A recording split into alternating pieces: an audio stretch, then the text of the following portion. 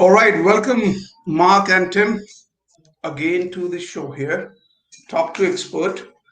People, my name is Kumar and I head the team here at Ijona Services. And along with me, we have two of our best friends, Mark and Tim, both joining in from US, different cities altogether. And I am based out in Bangalore here. What an evening, the last evening of 2020. Wow. Yeah. Great. We'll talk at length, but people, we will continue the discussion where we left last Thursday. Um, Mark, you can pull up your presentation that you have prepared. In the meantime, Tim, how are you feeling? 2020 is going off.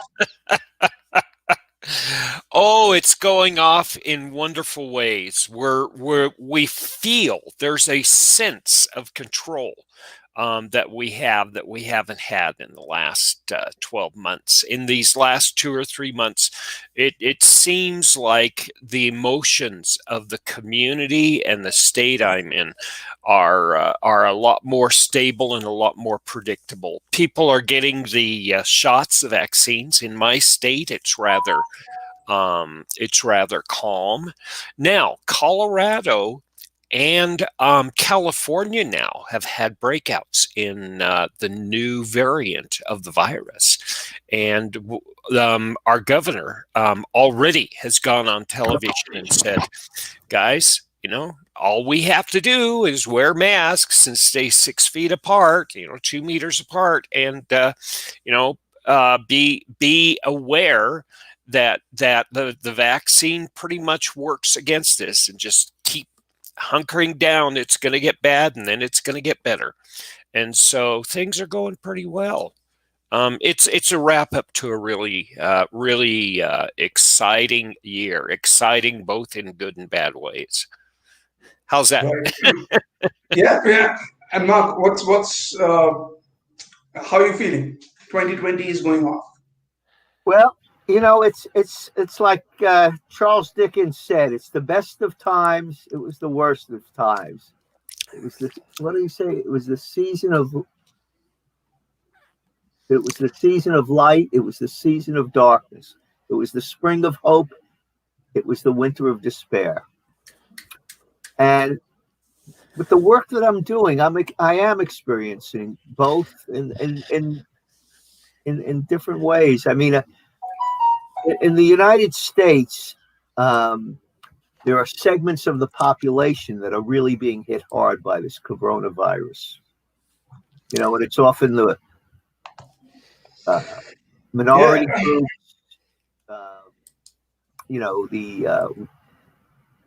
lower working class. So I know a lot of my clients have no people and no family members that have died from this coronavirus. So we have to talk about it almost every time we have a group or every other group. I mean, people, some people are really, this is not something you just read about or view on the television. At the same time, this profound crisis has brought us together in a way that, can't make up for those lost lives, but it has enriched the lives of the living and created a new kind of family and a new kind of community. So it's, as I say, it's a very double-edged sword here, at least in my world.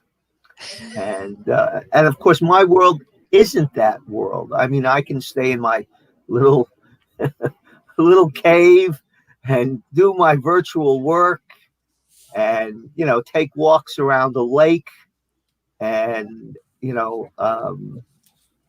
but so we need to be aware that there are many different realities as we approach the end of this year.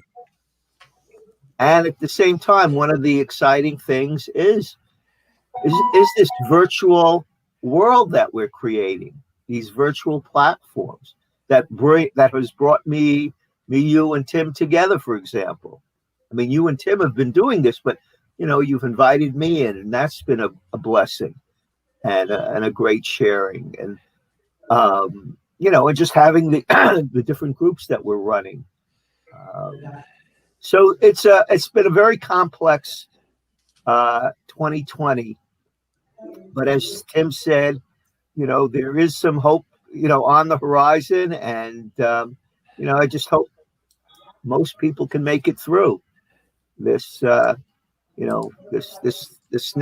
this final phase, or the next Right. 3 to 6 months before the real vaccine rollout. And then, of course, the challenge is a lot of people don't want the vaccine. So how that's going to play out. So there's a lot of questions that lie ahead. And but I'm glad that I have two other minds like you, both yours and Tim's, to help me make sense of it all. Right. No, there has been lots of ups and downs out there. We'll discuss that, but what's the subject today? We are continuing the same discussion where we left last week, Thursday. That's about developing stress resilience, ritual and at the workplace, especially in this COVID-19 um, era, which started in 2020 officially. All right. So, Mark, do you want me to present your slides? Do you want Yeah, me to pull that up? let's see. Share screen. Okay. And how do I get this slide up there? Can you see it? Okay. Just a second. And actually, I'm on slide. This is where we want to begin at Okay. Don't slide bother. 7. If you want, I can share this. No worries. You want me to share that? Sure. All right. Give me one quick second, people. Start with slide 7. Slide 7.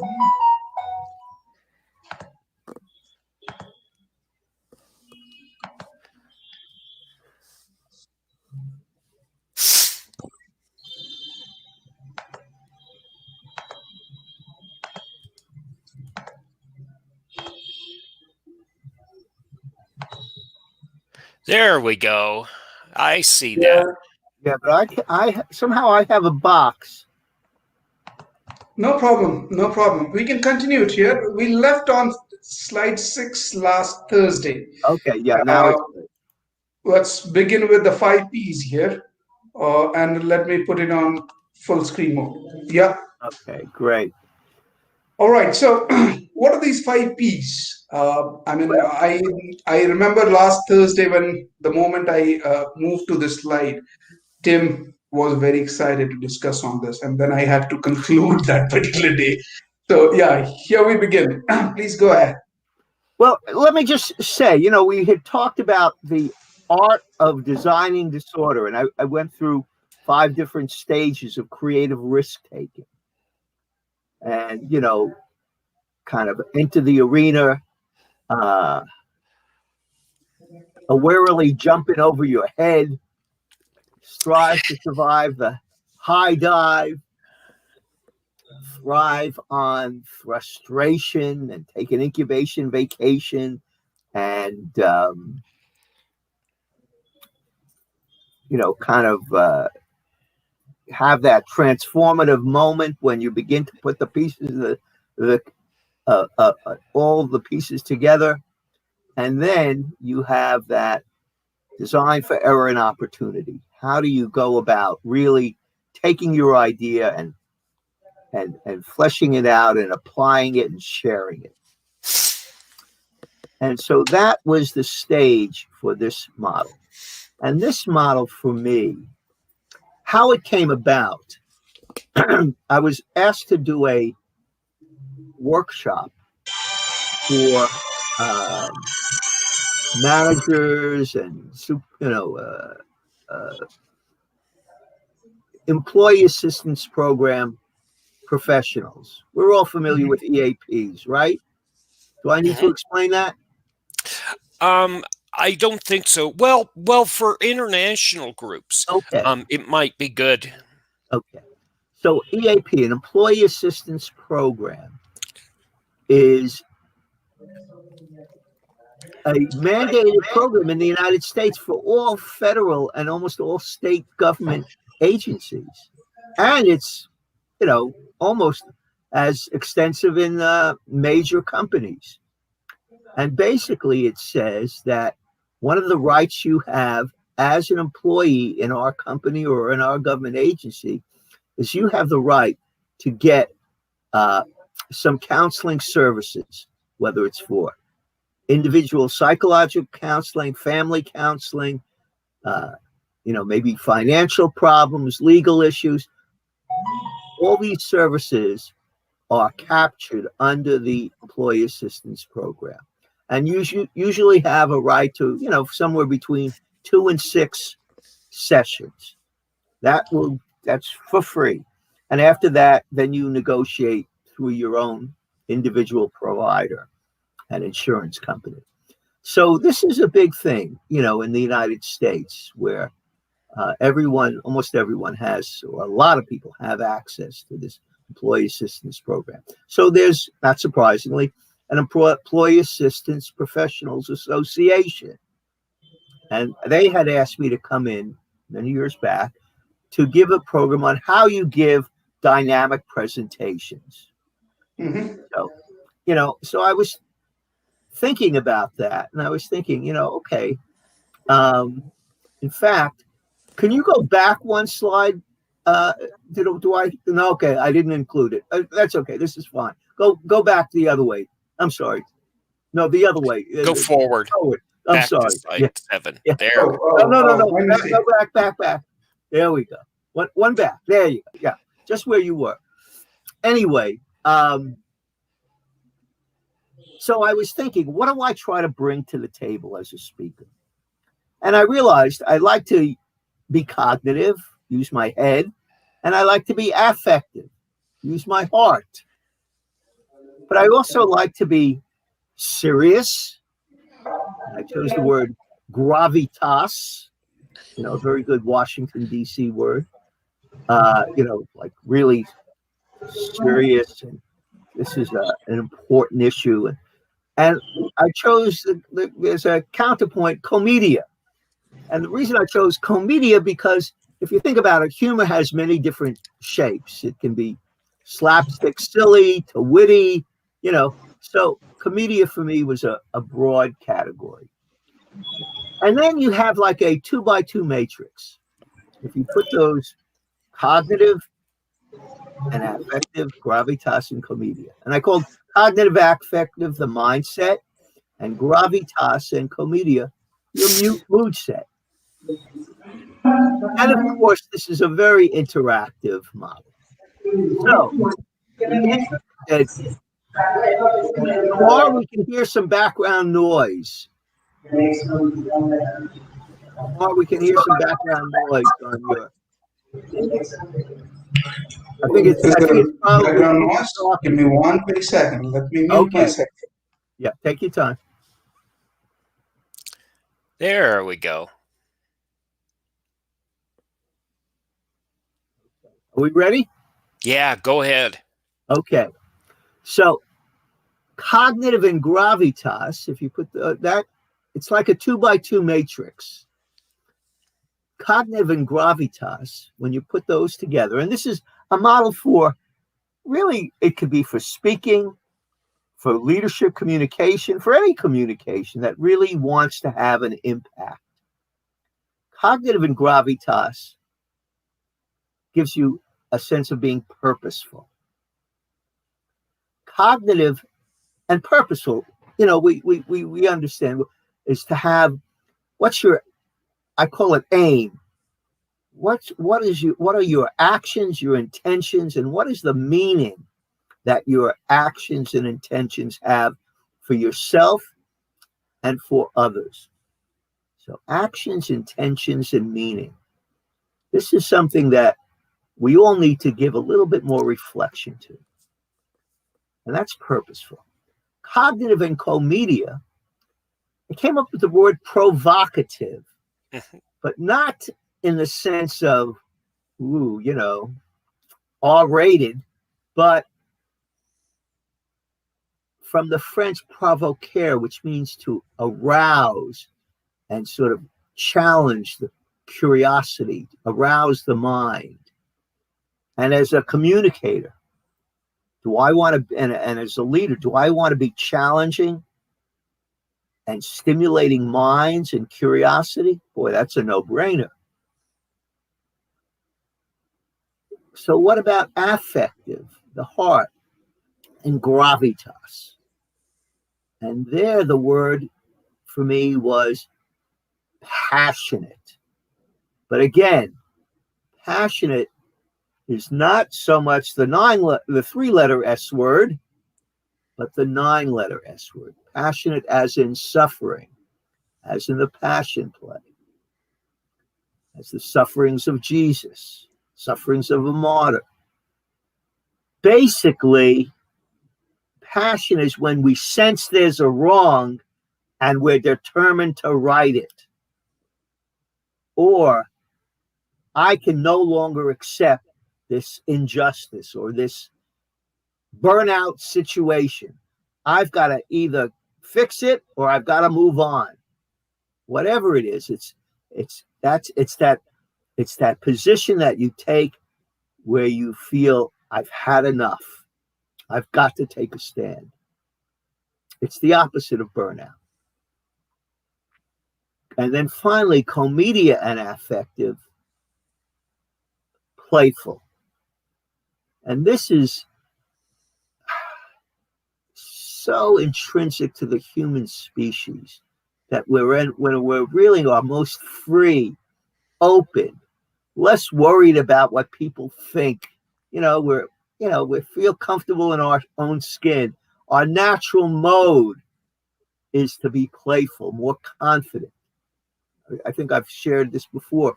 A psychiatrist once said, what was once feared and is now mastered is laughed at. So when we've overcome some situation and we look back on it, we can laugh both at our own flaws and foibles and realize it wasn't as terrible.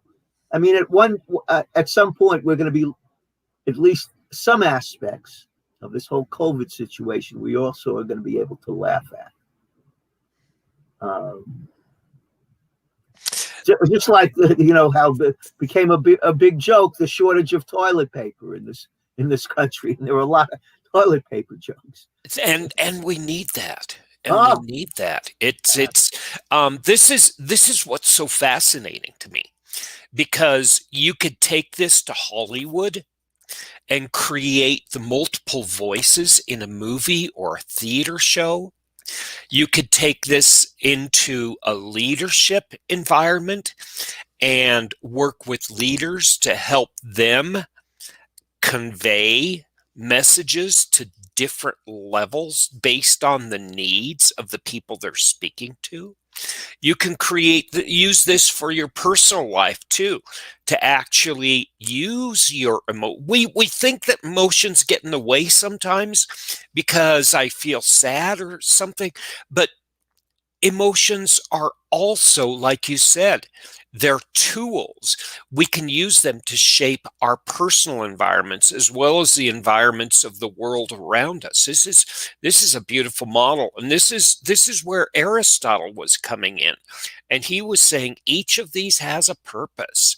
Each of these mindsets, each of these spirits have a purpose, and it's our purpose to manage and modify these as they are needed. Let me build on that, Tim.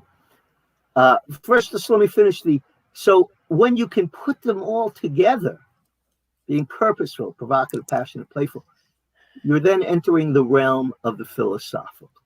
Mm-hmm. A real understanding of integrated knowledge and wisdom. Now, before we go to that, let's stay there for a moment.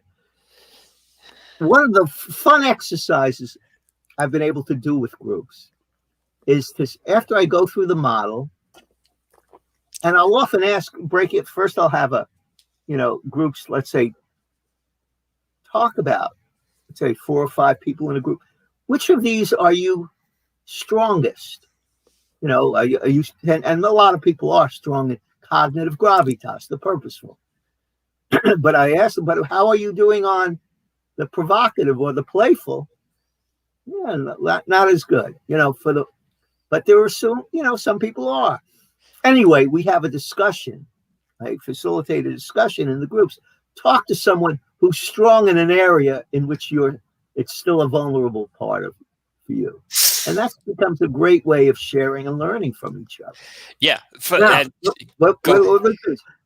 now, after we do that, I'll say, let me ask you, do you think it's possible to be purposeful, provocative, passionate, playful, and maybe even philosophical all at the same time? And, and of course, the audience is looking at me, oh, what is he talking about? I think it may be. And here's how we're going to find out. We're going to do my 4-word exercise. Are you ready? Here it is. Share an embarrassing moment. Begin. And suddenly there's a silence, like, share an embarrassing moment. I don't know these people. I know these people too well. I don't want them to.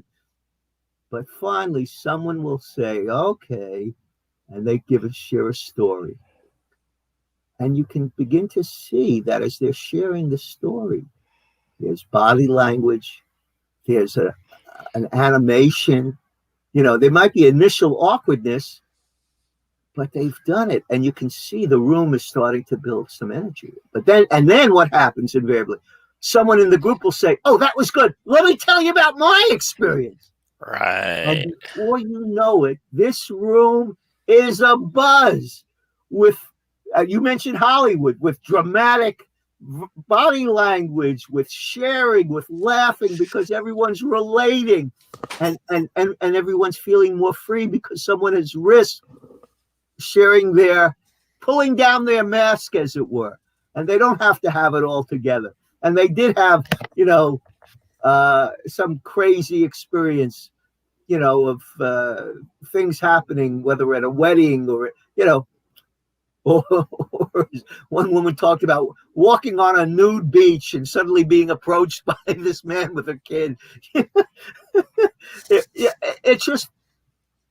It's a freeing. It's that playfulness. And we don't, until we've experienced it, wow, I can really be purposeful, provocative, passionate, playful. I can bring this kind of energy, this kind of, as we'll see in the next slide, enlightenment, that I can really engage with myself and with others in a way I didn't fully understand. And you know what? We have these inside us all the time. When I was studying music, I'm a classically trained singer. I had a lot of gravitas on the stage, and I loved working with music from the 19th century Western Europe, because there's a lot of grief and a lot of frustration in the music, and it's purposeful and passionate. And the greatest sense of feeling I had was the music's over and there's a silence and everybody is afraid to clap, and then everybody claps. It's incredibly moving. I liken this to the difference between a legislator who is a lawmaker and a statesman who is a great speaker or orator. Now, when I started working, I didn't have any access to gravitas because I was a young kid, and I didn't have a lot of ability to actually present or speak deeply about something I had conviction on.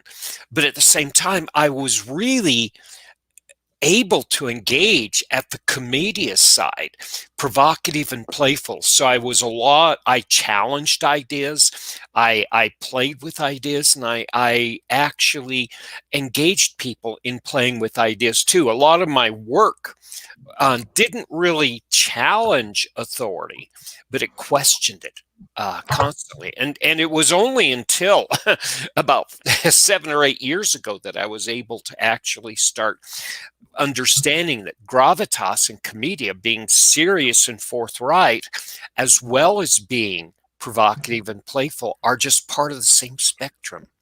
And we all have access to this. That's the beautiful thing, Mark.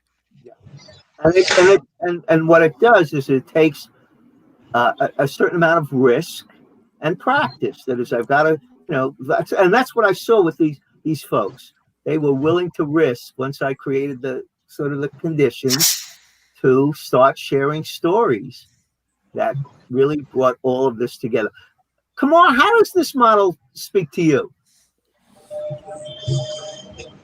I mean, this is great. I was just hearing, and sorry, I was on mute for a long time out there. But then, as Tim mentioned, we already have this. It's just that many of us don't realize that these capabilities are within the people out there, and for the matter, the people who has kind of understood that these capabilities are there, and I mean, those guys are really, really powerful, isn't it? And yeah, go ahead. When we're ready, we can flesh this out a little more in the following slides. Yeah, and I want to say one last thing about this. Please. Everybody that teaches management talks about keeping people engaged and keeping people interested in work, and this is how you do it. This is the how to the what of engagement, and a lot of it's like, how do I keep people engaged? Well, share information with them. No, it's much deeper than that. It's touching them at the simultaneous mood and mind. It's simultaneous intellect and heart. It's simultaneous, purpose and focus, as well as playfulness, and it's a weaving of it. As you said, and maybe the question is, how do I engage these aspects within myself first, so then I can then really project them and share them with others? That's the beginning of emotional intelligence. Emotional intelligence starts with, how do I understand my mechanism inside me before I can actually engage and understand others. You're right. Goleman, you mentioned emotional intelligence. Daniel Goleman, the popularizer of that concept. Mm-hmm. One of the things he found is that managers that use humor, effective managers use humor 3 times more often than their lesser effective counterparts. And that's understandable.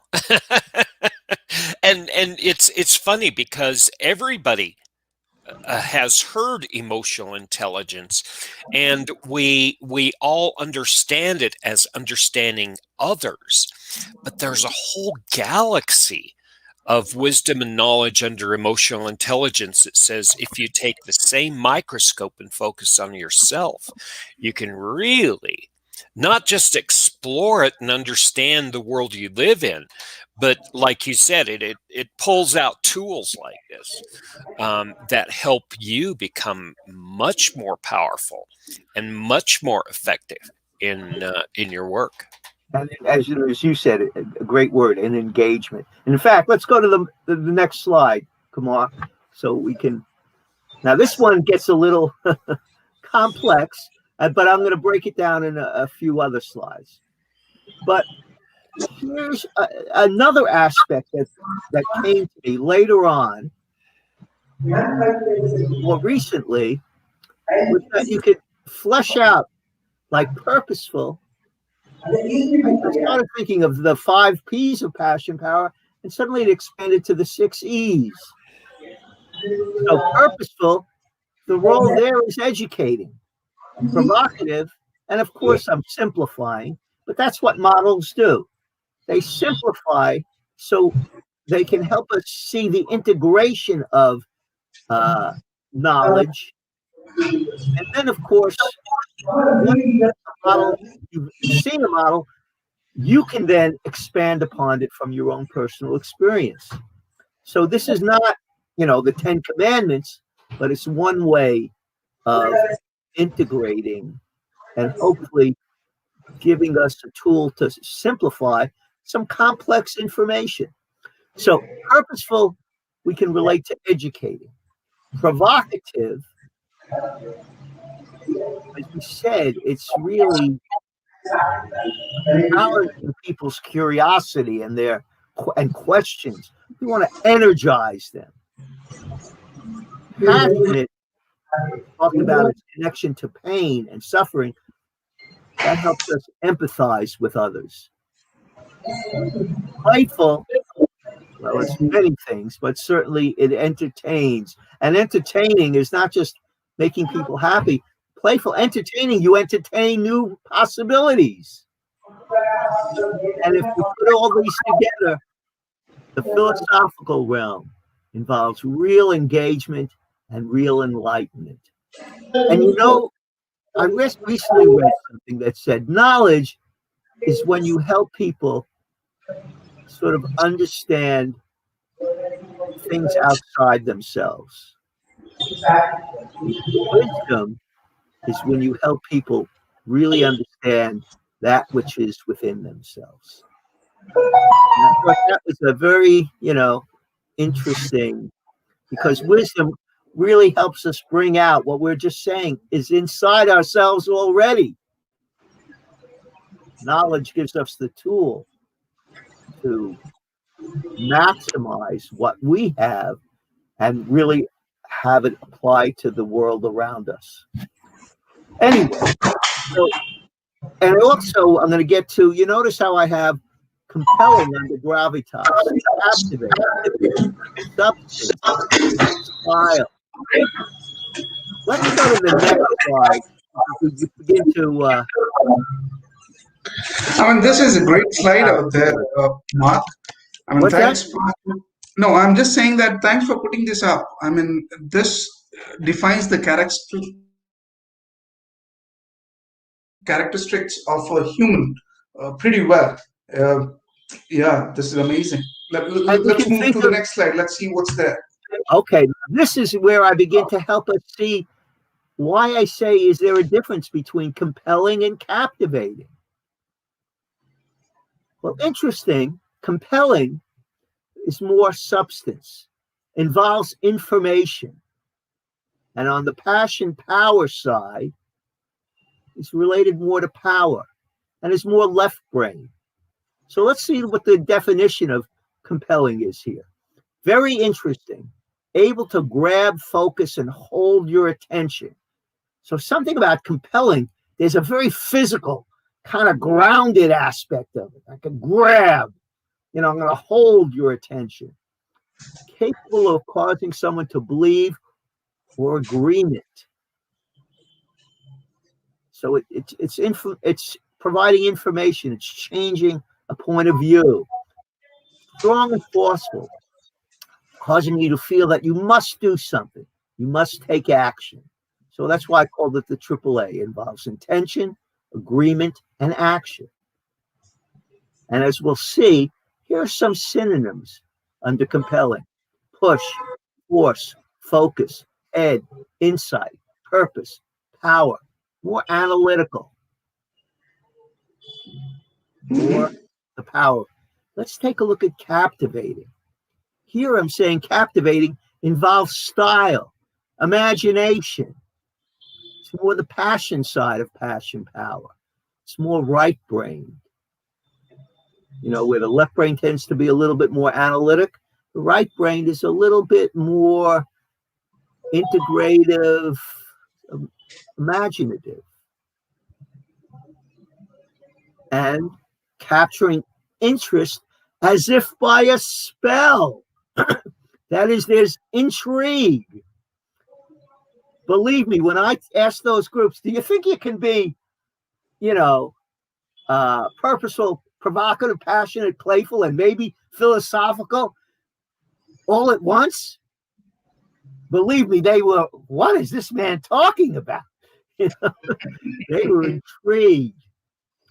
To influence and dominate by some special charm, art, or trait. Having an appeal or allure, being irresistible.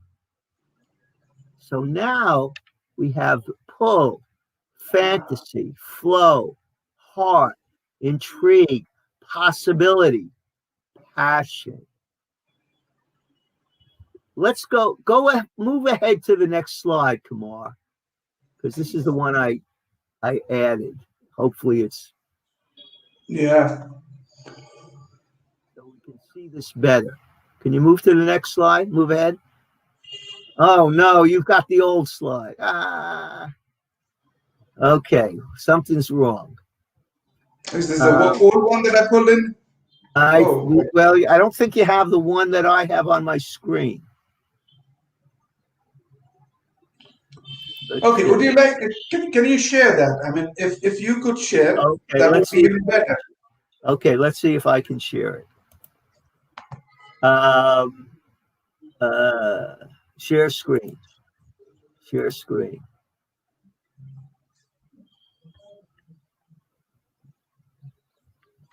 Share. Okay, I'm trying to pull it up and doesn't seem to be pulling up. All right, you probably have to click that window that you see out on the screen, Mark, Okay. and then hit the button share. So I click the application window? Oh, yeah. Okay, share. Okay, can you see it? Yeah. There we go. There we go. Okay. There we go. May I say one thing before you get started?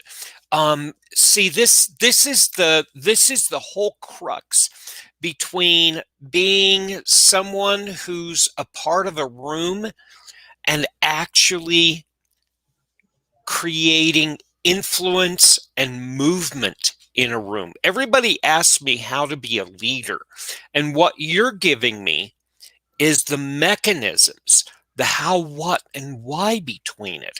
Because we follow people who actually compel us to think in different ideas. And we don't like it because it gets us out of our normal laziness, but at the same time, we almost have to. And what you're showing us is the characteristics. It's called debate. It's not winning through force or through brute. I'm louder than you and I win and therefore you lose. It's you and I are working together, and I'm creating an environment where you and I can not just come up with an idea, come up with the best idea together. I think I have the right idea, but it also creates a level playing field where we all can sort of engage and work together. And this is a real finesse. It's a real art in learning how to manage and lead people, to be able to step from this area of argument to where I win and you lose, to debate. And what you're creating for us is a platform and a framework in which to not just conceptualize it, but to work with the very mechanisms of humans to create it naturally. This is it right here. Sometimes you don't know what you do. I just thought I was playing around with words, And this is and I want to go back to this. It's latent. It's something that we do, like ride a bike.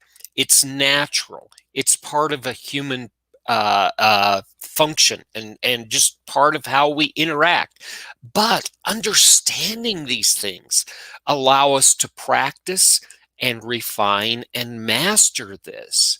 And this is where you have people who move from being speakers to being orators, from being managers to being leaders. This is great. Also, it's important. This is yin and yang. We need at times to be compelling. We need at times to be captivated. We need at times to be both. This is, sometimes we need to push people from behind. Sometimes we need to, have a vision and pull them from ahead. We sometimes, in certain situations, some force is sometimes necessary. But also fantasy. Giving people, oh, wow, you mean I can strive for that? We want focus. We want to, people to, but sometimes you want to let people just let their imaginations flow. Let, sort of just, let me see where I'm going to go with this. We know we need the head, but we also need heart. We want to have insight. We want to have deeper understanding, but we want to explore the mysteries about us, and the possibilities. Sure, we want purpose, but we also not just want everyone to have a 9-to-5 purpose. What else is there? What else can we, achieve or reflect upon? And we want power. Nobody says power is unimportant, but passion is also. And let's bring this into the business arena too, because this is the very difference between what we call management and what we call leadership. And you can't have one or the other. You have to have both. Management says, go over there, pick up that box, move it there and sit it down in the corner. And you finished it in 17 seconds. And the last 5 times you've done it in 19 seconds. And boy, you're doing better. It measures. It has a clipboard and keeps track of everything. And that's what management does. It keeps the business running and it makes the business run better. And you have to have that. And leadership opens up the discussion and creates that environment so that you can invite new ideas, new possibilities, new mysteries. And being both a manager and leader is a requirement now in the work. We no longer can rely on being good Excel workers. We have to embrace this knowledge in ourselves in order to just stay relevant in work now. Kumar, any thoughts? No, looks good to me. I mean, these characteristics. I'm just thinking these were already there. It's just that those words were not coming to my mind.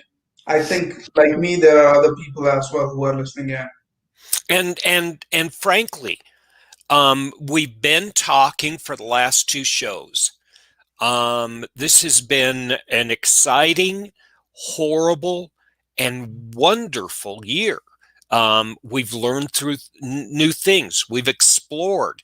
We've hit our head against many horrible obstacles. We have to work in the face of great fear and unknown. And at the same time, we have to move forward as if we know what we're doing.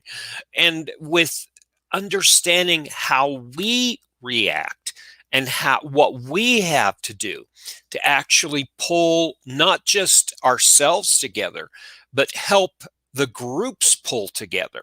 This is actually a great compass for figuring out what other tools can I engage with? What am I not working with?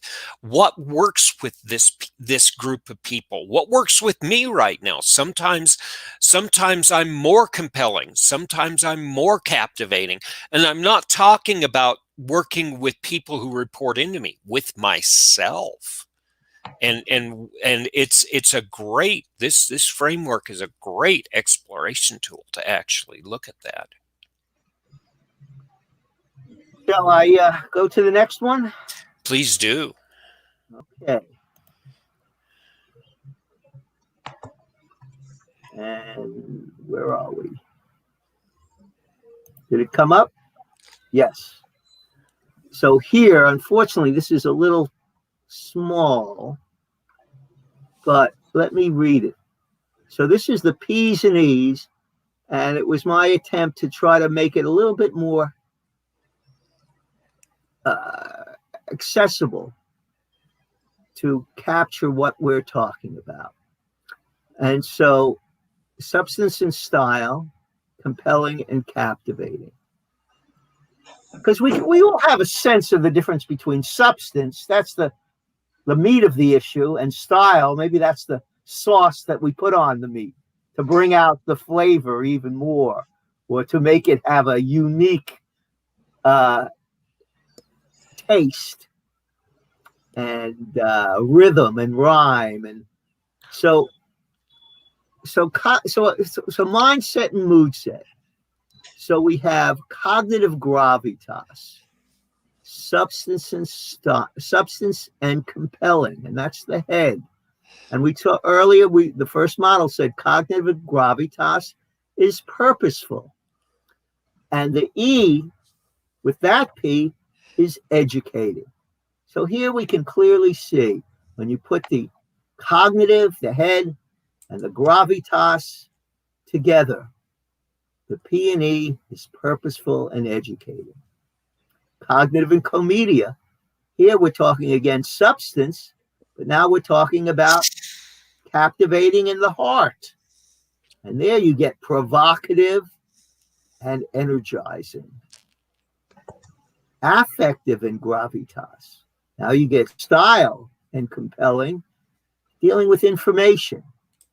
Passionate and empathizing.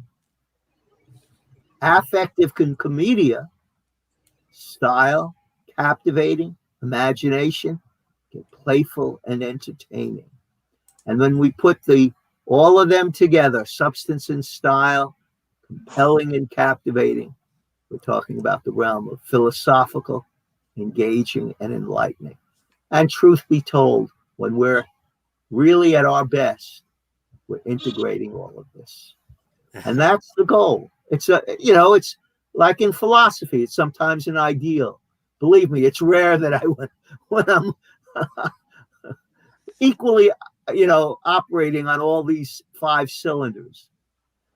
But it's something I know I want to be conscious of, that I want to be thoughtful, analytical, give out good information, but I want to do it in a way, in a style that's engaging, that's challenging, that's playful, that I can poke fun of myself, can use humor not just to laugh at others, but more importantly, laugh at my own self.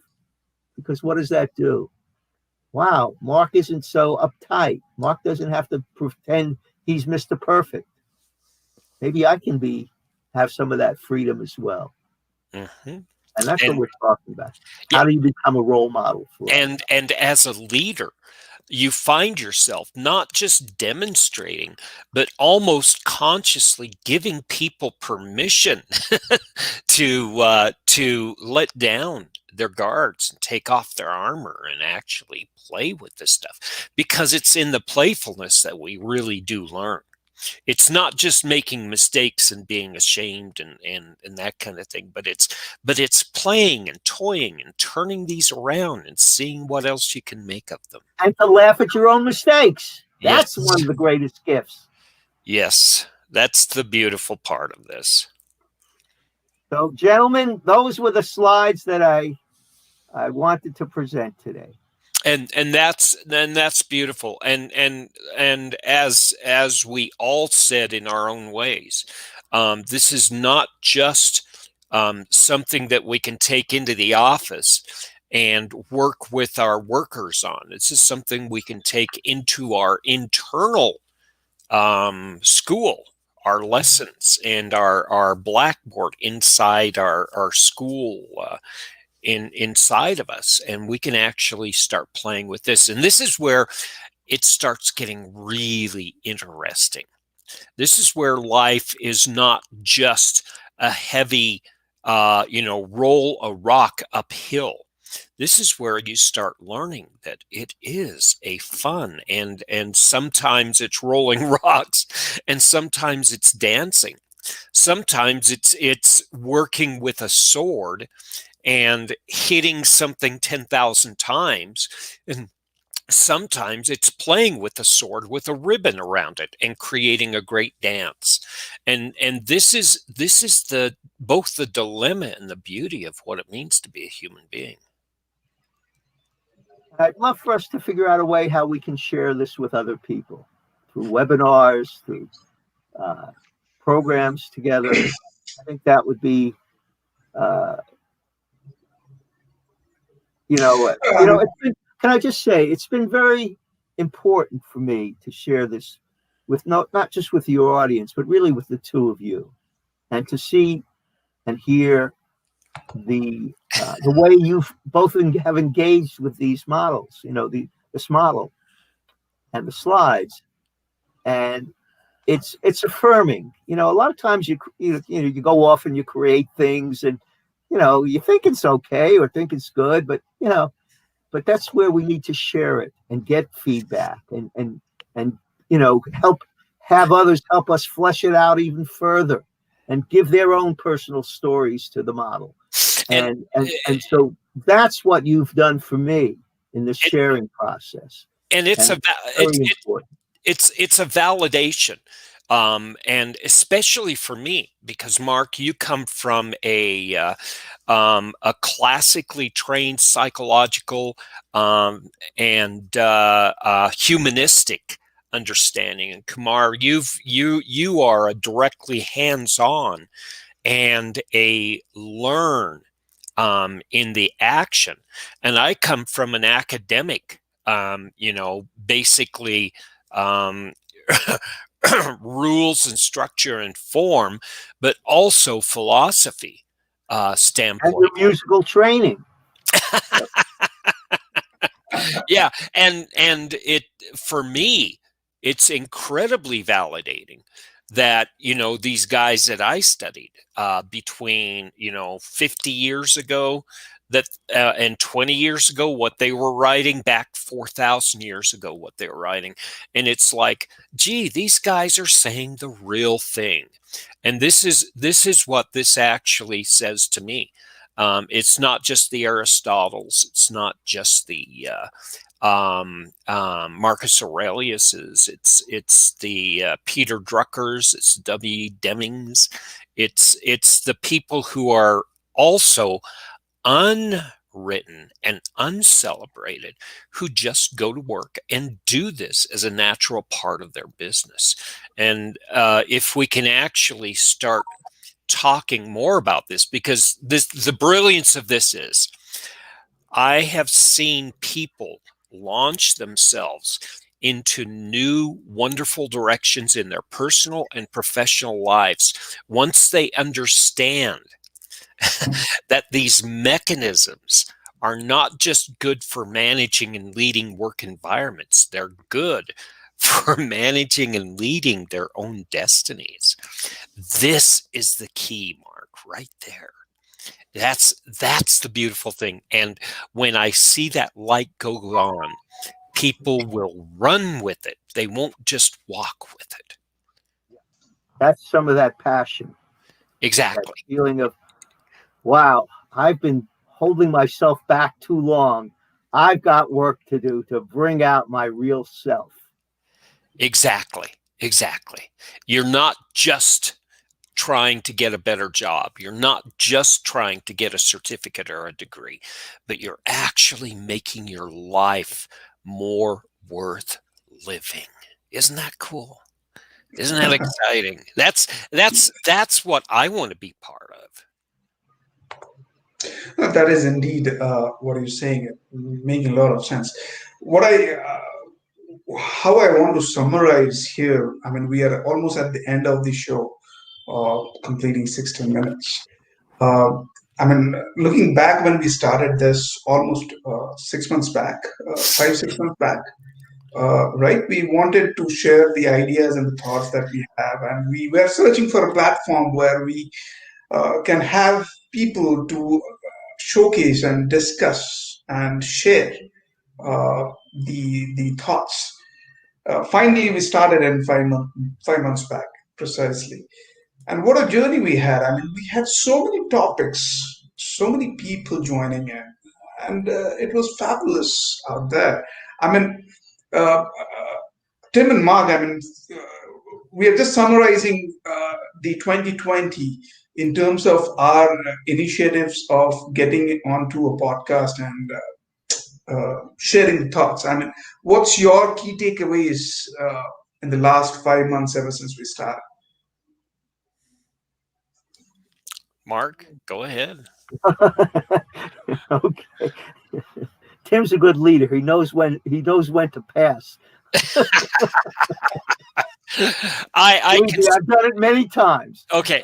I can start. I can start. It's fascinating that whatever conversation I'm with, that I don't cause this to happen.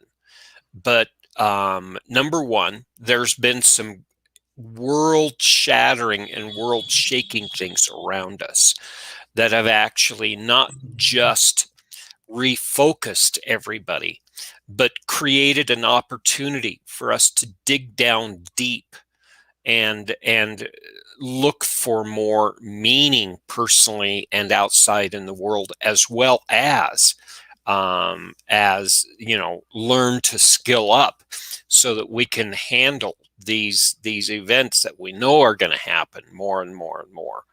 And it's exciting that we heard this with Mark and you, Kumar, but everybody else that we've had in this. It doesn't, it's the opposite of the end of the world. It's the beginning. It's just turning a page in a new chapter, and I'm fascinated and excited to see what happens next. This has been the path and the joy for me. Right. And what sort of discussion we had? We had, I mean, we invited people from various industries and expertise altogether, right from the QA who was working in a pharmaceutical companies to discuss on the vaccine. We discussed on the project management. We discussed on the stress management.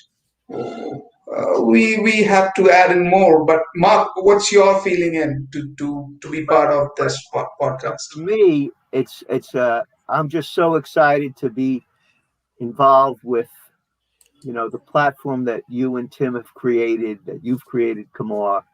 A little bit like Tim, but I'm sort of like a lone wolf. I go off and do my own thing and come up with these models, um, and while I've had the basic outline of this for many years, well over probably 15, 20 years, I've only just shared it kind of casually, and when it came up, it was I'm always jumping to the next thing. But what you're, I think, maybe helping me realize that some of the stuff I've shared, really now it's time to put this together as a learning sharing package and really Yep. get it out there. And that's exciting for me. And and it really will continue to challenge me to develop ideas, come up with more and more effective ways of sharing this information. And so I must say very, very sincerely, thank you. Thank you for helping me, come to a place where I'm more ready to, recognize the value of what's here, and to really share it with the three of you and with all of your No, what Potential makes reasons out there in the ether.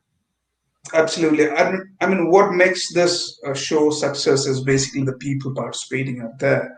I mean, we had people participating, questioning, and then that's kept us motivated, enough to keep on uh, adding more episodes to this. Well, with this, we are almost to the end of the show, and the year is also ending. With the note, just wanted to say thank you so much for being part of this podcast and participating. And we look forward in the next year to add in more topics, add in more discussions. On various points. By the way, Tim, how can I forget? We also discussed politics on this show. Oh, you can't forget that. That's the power part. Yeah, that's the Yeah, power part, and that was thrilling as well. yeah. All right, people. Thank you for being a part of this. We look forward to step into the new year, 2021. I wish you all a very happy new year and a prosperous new year. Stay healthy, stay safe, and stay happy. On this note, we are signing off. Thank you so much for being part of here. Enjoy the evening, enjoy the new year, and we'll get connected next week, Tuesday, again, with a new topic to discuss on the table. Thank you Cheers. very much. Thanks again, everyone. Have a great